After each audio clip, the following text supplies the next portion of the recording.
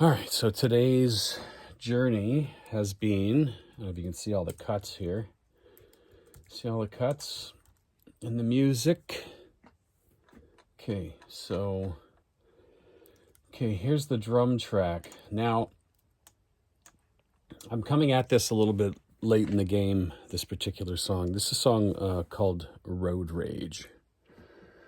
And Road Rage, it wasn't written with lyrics or with that title, so it just it was just meant to be like a hardcore jam kind of thing, right?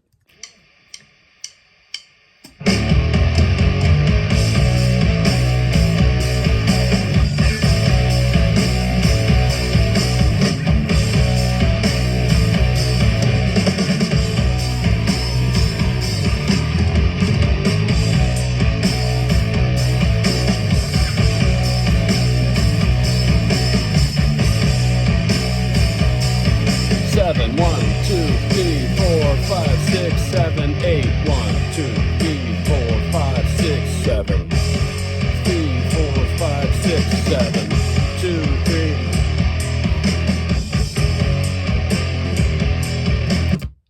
Okay, so you get the vibe, right? It's sort of in 7, and then there's the occasional phrase that goes bass 8 or 2 bars of 4/4. So that was the musical vibe. At the time of the session, we had just finished tracking and getting it all, fluffed up with guitar doubles and the occasional guitar overdub. I threw up a U87 and I just improvised what I felt in that moment. And I swear to God, there's no vocal overdubs for the rap vocal. So I did this rap vocal because I didn't know what else to sing. I didn't have a melody in my head. I just had this attitude because of how tough the track sounded. 3, 4. Don't tell me you don't know it's you that I'm looking at, because you know that it's you that I'm fucking looking at. Yeah, I'm right fucking beside you. I'm looking at you, bitch. But you won't look back, you little fuck. You scared little fuck. Yeah, you non-confrontational piece of shit. Yeah, you better fucking look my way, you cock. Why you fucking shrugging your shoulders, bitch? Yeah, you, man, you're the fucking bitch. You cock. When the sun goes down. That's my first vocal take. Anyway, yeah, so that whole vocal take was one shot deal. No punch-ins, no fixes, fully improvised. I'm very proud of it, even though it's littered with the profanity. I'll have to bleep out those F-bombs. There's a lot of them. But it's a beloved track. It's 27 years old. Okay, now it feels like yesterday that this happened. Right? But the count-in, the count-in is 120. 2, 3, 4.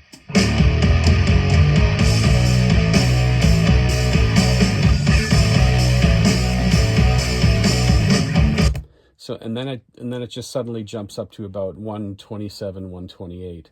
So then it stays fairly consistent between 129, 128, 127, 126. Cresting up to 130. There's also these double time breaks that make the music like even crazier. Right here, I call them the thrash break, and it goes into 2/4 time. Where I got bars of 6/4, 7/4, 4/4. So it's a mixed bag. So when you hear it going into the thrash part, the thrash is actually it's totally unrelated to the initial tempo, which is an interesting way to perform it. And we did this without a click. So the way that you do it when you're doing that era of thrash is you just go into the new tempo. Like just when you get there, you just go. And that's the feeling.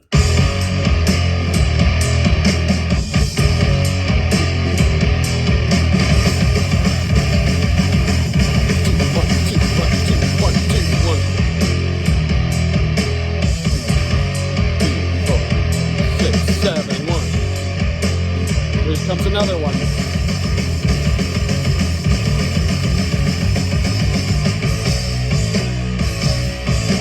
triumphant return. Okay, so you get the vibe, right? So those double time thrash bits they're really kind of unrelated in tempo. Yeah, so they climb almost instantaneously from 131 was the last tempo, and again these are natural tempos. This was not done to a click, and then it jumps into a 2/4 pattern. 1 2 1 2 1 2 1 2, and it's at 196 197 BPM. In fact, it climbs up to 206 near the end of the phrase. So really, that's half the charm. When we're playing the takes, you just go. So we left the old tempo. It was 131 because I've clocked everything. I've analyzed all the natural bars, and then it shows roughly what the tempo is. So before the thrash section, it's naturally at about 131, maybe hovering around 130, right? And then when it comes right back into the post-thrash section, which is, back into the original slow heavy riff, it is once again right back at 131. Now that's natural tempo. Now, I obsessed over personal tempo for a long time, and it was because of a high school, just a post-high school gig that I'd done with my band, and I remember how I felt on stage. I was playing these songs that we had written, and it felt like everything was in slow motion, right? And my arms were getting tired, and I was like, "What the fuck?" Now we videotaped that gig, right? And when I watched it back, I was the only musician who was rushing constantly. Rushing my fills, rushing the grooves. I couldn't relax into the live performance. And I still hate live performance with PAs blasting. It just totally throws my game off. So therefore, I'm not into live music. Now, I had learned to be more controlled, after that fact, because I really thought a lot about it. And I used to when I would walk to work, for example, right? I would have a wristwatch on with a second hand, which counts the seconds, right?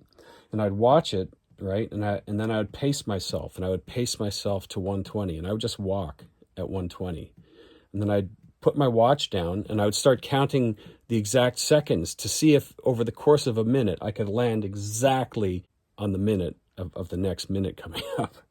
And so I really did that a lot, and I thought about tempo a lot, and that's how I got this kind of, and I'm not saying I'm perfect because I'm definitely not, but coming into the thrash session, it's 131.7, let's say.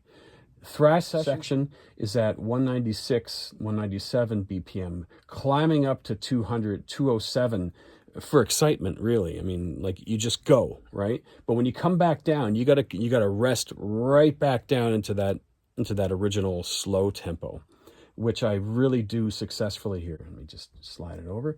See, we leave this section at 131. So that riff is at 131. And then this thrash section is at 196, climbing up to 207.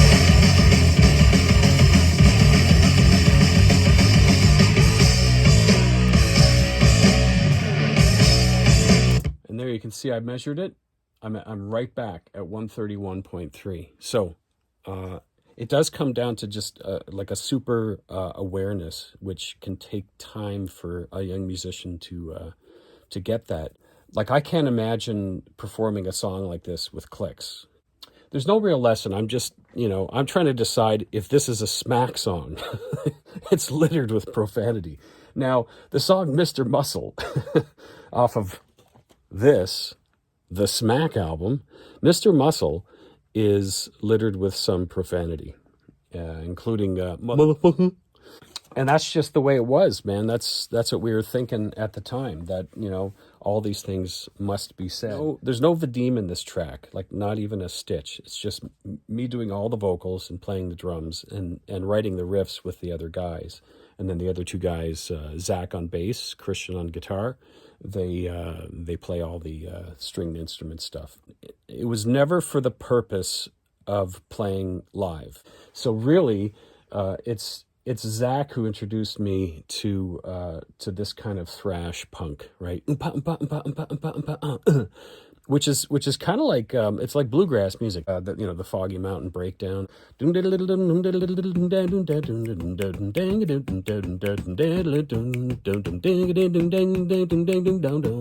So like that's where the stuff comes from, but it's done with Black Sabbath riffage instead of those kind of super positive bluegrass progressions. Road Rage, it just has this kind of brute force to it. It has brute force. It has brute slow power.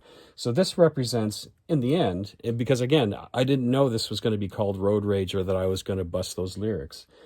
We just wrote the basic track and we played it, had a laugh playing it, and then it was like, now what are we going to do? And so I just threw up the microphone, and first take was that ridiculous rap. It's never been overdubbed, never been changed.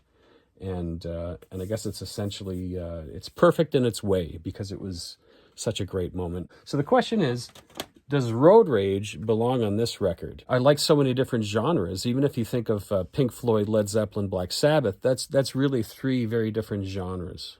Like when you're doing certain phrases on a big open 1940s jazz bass drum, right? Like a big band, big bass drum, 24-inch, 24 by 14. So it's not huge like Zeppelin huge, but it's big enough that if I'm doing phrases like diddle diddle diddle diddle diddle diddle diddle, so if I go snare, snare, kick, kick, if I'm doing that as fast as I can, which I do in this section, I'll play you a little bit of it. I think it's right here.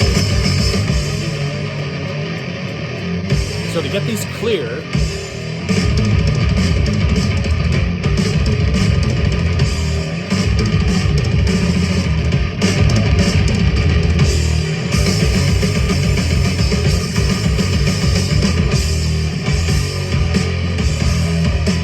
one 136, 134, 131.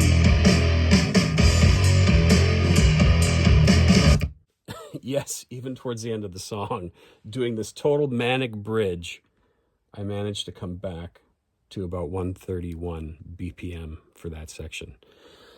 So again, I'm not saying I'm great, but I'm proud of the diligent thought and work that went into being able to achieve that kind of, I guess, internal tempo. So yeah, I would urge any musician, use a click, sure, but also go without click and test yourself. Get an idea of how you rush, when you rush, why you rush.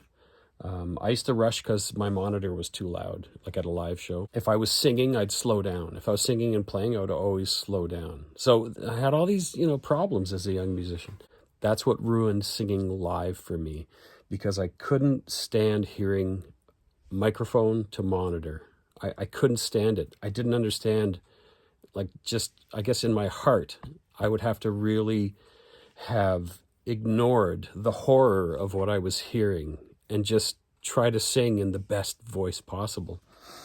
But I tell you, videotaping those first few shows, that stopped me from ever wanting to play live again. I was so embarrassed. I was like, oh, that's what I was doing during that show. It felt like I was wading through a swamp of molasses, and yet I'm just rushing through every song, rushing every fill, singing, way over singing. So my voice sounds all pinched like this. I was never into the social aspect of concerts like a lot of friends of mine were. They're like, dude, you go to the concert? And I'm like, no. Why would I want to go to dude, they're going to be playing live. Is it going to be as good as the record? Dude, it's live. It's going to be better. And I was like, nah, I still haven't heard a concert yet where the music was better than the album, So that was me at the time. Anyway, so yes, I urge you all to be creative and maybe let me know if you think Road Rage should be a part of the new Smack album, because I'm really debating. It's from the same era. I am including some other vent material, which was the post-Smack stuff, which I did with just Chris and Zach. It was Chris, Zach, and myself. There was, I think, 3 other sessions we did. There's one slow rocker. There's 2 super fast tunes, and there's one programmed song where I sample all the fast drumming that I did, and I drop all these like insane samples in this kind of electronic beat kind of song, you know, a la Nine Inch Nails or Ministry, that kind of thing. So the Ministry stuff fits in with this record for sure. The punk does, but maybe not in this context. What do you guys think? I don't know. Should I put Road Rage on this record? Should I do it? It's like I really drop some serious F-bombs in this one. So I don't know. Let me know what you guys think. I'm curious. Okay, signing off. Yep. I got to work on some Shelly D. Yo. Ciao.